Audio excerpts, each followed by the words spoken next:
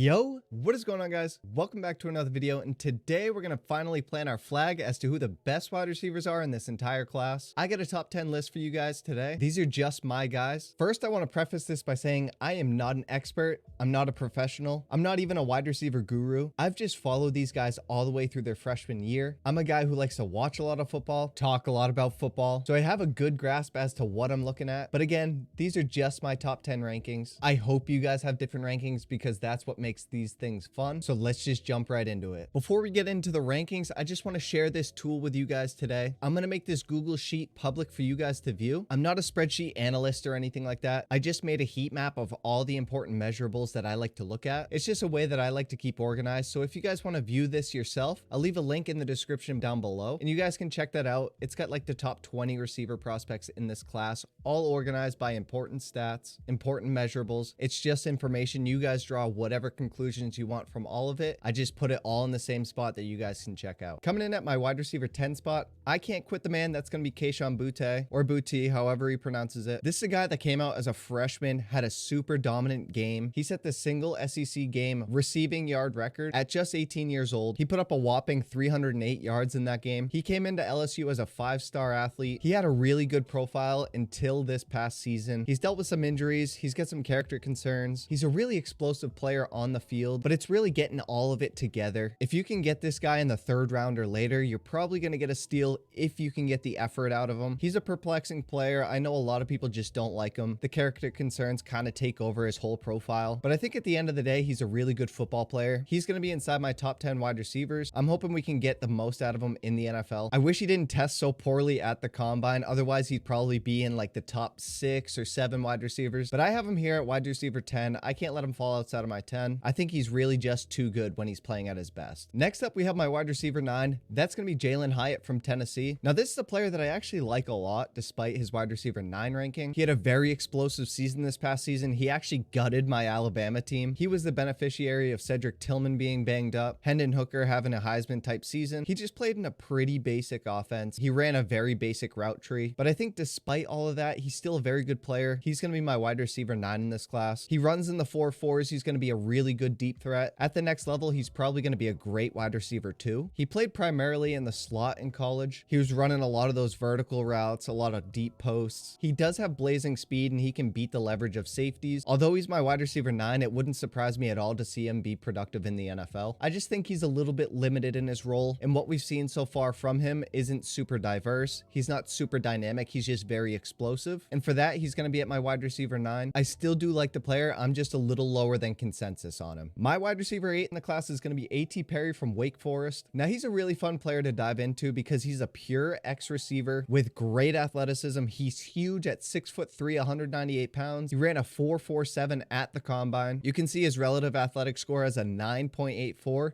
That's a really, really good number, especially from the X position. He's just been really solid throughout his whole college career. He is a 4-year player, so he's a tad bit older than everybody else in the class. The more I watch this guy, the more excited I get about him because he's a very good route runner at his size. He pretty much just checks all the boxes you want from a boundary receiver. I think his upside's really high. His athleticism shows up on tape all the time. He's kind of shaking and baking corners, which is pretty rare to do at that size. I heard someone compare him to AJ Green. I don't think I'm there yet. Like, I'm not going to compare these guys to Hall of Fame players, but he does move in a similar way. He moves so fluid for a big guy. I'm excited to see where he lands. I have a 3rd round projection on him right now. It wouldn't surprise me to see a team that's desperate for a boundary receiver to take him in the mid-2nd round. I think he's worthy of that pick, and if that's your guy, that's your guy. It wouldn't surprise me to see him be better than the wide receiver 8 in this class when all is said and done. I'm really excited about this player, and I feel like I want to push him up this list even higher, but the guys ahead of him are just a bit better in my opinion. Next in my top 10, I have Marvin Mims from Oklahoma. Now, this is a dude who's just getting slept on crazy right now. He has a pretty much perfect profile. It's nuts. Really young breakout age. He's been dominant in his 3 years at Oklahoma. He outperformed Jaden Hazelwood when they shared the field. Super productive, really athletic, very good vertical threat. He played around half of his snaps in the slot, which is okay. He's probably going to end up being kind of like a Christian Kirk at the next level. That's the kind of career I could see him having. His profile looks good. A lot of people said he was small, but this whole class is really small, and he's a bit bigger than the rest of the small guys. I love his speed. He ran in the 4.3s. I thought he was really good at tracking the ball downfield. His athleticism shows up on tape. The only knock people really have on him is that he played in the Big 12. Now, that is a soft conference when it comes to defensive backs. He didn't have to beat press on a consistent basis. He didn't play a whole lot of good DBs, but I think people are knocking him too hard for that. He's a really solid player in my opinion. He could polish his route running just a little bit, but I think at the bare minimum, you're getting a guy who's a little bit better than Jalin Hyatt in my opinion. He's a bit younger. His hands are a little bit better. He's more athletic. He's faster. He just does everything you want from a deep threat, and I have a hunch he could be a little bit better than that at the next level. I like Marvin Mims a lot. I think I'm higher than consensus on him. He's going to be my wide receiver 7 in this class, and he's going to be really useful for a team who needs some vertical weapons. Next in my top 10 rankings is going to be Rashee Rice from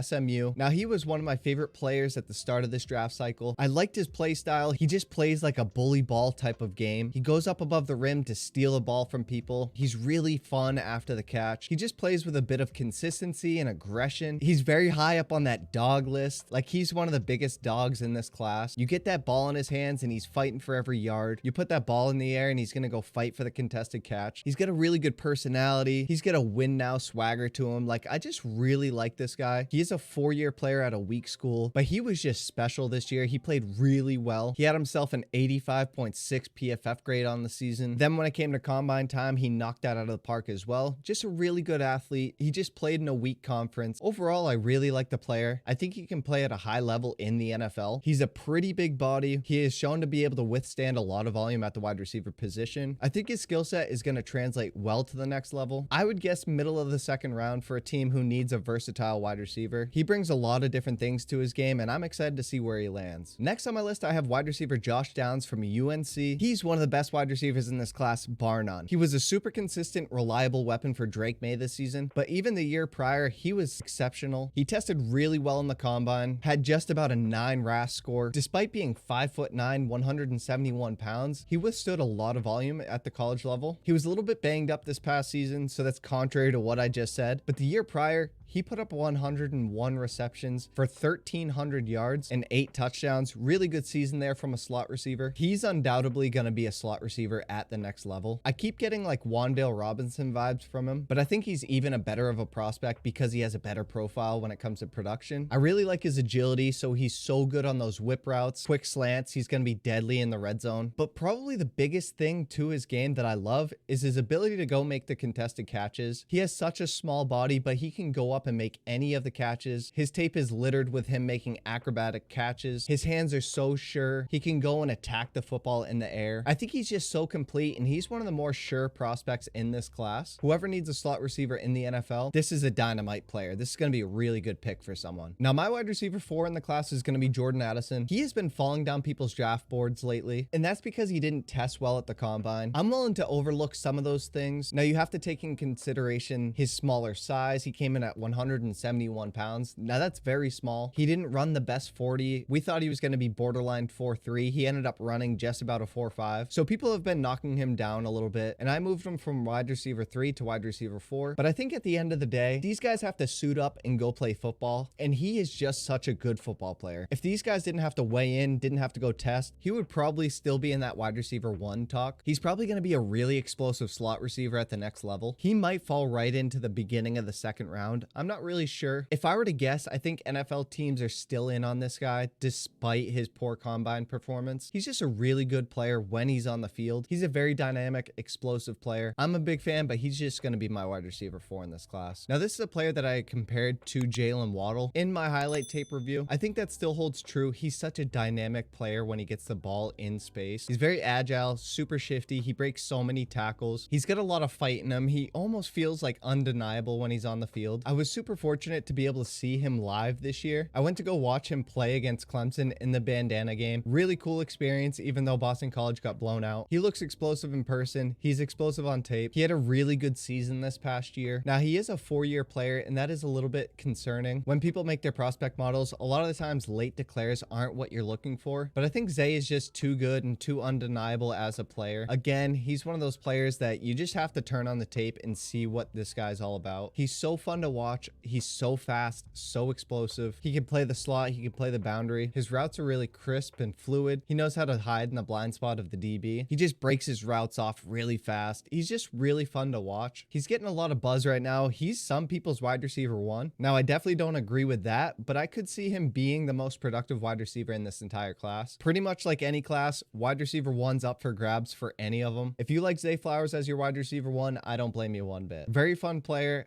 I expect him to be a top 25 pick. He's going to be my wide receiver 3 in this class. Coming in at my wide receiver 2 spot is going to be Quentin Johnston from TCU. He's just been one of those players that has been getting hated on way too much. They're worried about his body catching being the biggest problem. I know a few players that are really successful in the NFL who body catch. Dudes like Jalen Waddle, that was a big problem. Terry McLaurin, big problem. They don't have any problems producing in the NFL. When you turn on the tape of Quentin Johnston, I don't mean to hate, but Max Duggan just wasn't it. I know he had a really good season this past year, but man, Quentin Johnston really had so much more potential. This offseason has been kind of hard for him. He came in smaller than he was projected. He came in a little less athletic than everyone was projecting. But again, he's one of these players. Turn on the tape, you're going to see the yak ability. He's just a dominant force at the X wide receiver position. You get the ball in his hands and let him do the rest. He's going to break tackles. He's really fast. He picks up speed quick. I don't care if he's a 4-5 guy. He can jump through the roof. He's got very powerful legs. He's really shifty, agile. He's breaking tackles. He can score from anywhere on the field, and you can't say that much about anyone who's 6'3", 208 pounds. I project him to be a top 25 pick. I know a lot of people are fading this guy, but I'm just not. I really like him. I've liked him for a while. I think he's just a solid football player. He brings something to the field that a lot of other guys just don't do. He brings the athleticism of like A.T. Perry with like 3 times the yak ability. He's also an early declare, unlike A.T. Perry. He comes from a weak conference, and I get that. But I would bet you just get this guy the ball in space, and he's going to produce. I know my Patriots are super involved in the wide receiver interviews. Quentin Johnston has said nothing but glowing reviews about the Pats. I'm not sure if he's the pick at 14 for us, but if he was, I wouldn't complain. And then coming in at my wide receiver 1 spot is going to be Jaxon Smith-Njigba. I just did a tape review for him 3 days ago. You guys can go back and check on that video. When I watch him, I just get so excited. I think he's just a better football player than everybody else in this class. He knocked the athleticism questions out of the park. He tested so well in the 3-cone. He was super agile. He's just going to bring such a good floor at the next level. His hands are great. His routes are great. He wins with his IQ and his yak. He's really friendly to the quarterbacks. He comes back, fights for the ball, makes himself open. He destroys DB's ankles. He comes from a powerhouse wide receiver school being developed from Brian Hartline. If you're going to take a shot on a wide receiver in this class, make sure it's Jaxon Smith-Njigba. I'm telling you, I feel so highly about this guy. I think he's just a very good prospect. He produced right alongside Garrett Wilson and Chris Olave. Again, comes from Ohio State. Really good track record there. He's got the size. He's got the speed. He's got the burst. He's got the hands, contested catch ability, route running. He has elite production. He's one of the youngest guys in this entire class. Everything is just lining up for him to be a good NFL player. I project him to be a top 15 pick. Would not be surprised if he went inside the top 10 to a team like the Chicago Bears. I'm hoping he falls to New England at 14. I think he's just undoubtedly the best receiver in this class. That's going to be my opinion on JSN, but I'm just so confident that this guy is going to be a really good player. All right, so hopefully you guys enjoyed my top 10 receiver rankings. Now, they're not perfect. I'm not a perfect analyst. This is just my field. This is my list. If you wanted to move Kayshon Boutte out of it, I don't blame you. These are just my guys. I really like everyone on this list. There's even players outside of this list that I really enjoy. I think overall, this wide receiver class is getting hated on a little bit. There are some good players. I feel like every year we get this prospect fatigue. When it comes to draft time, every class ends up feeling like,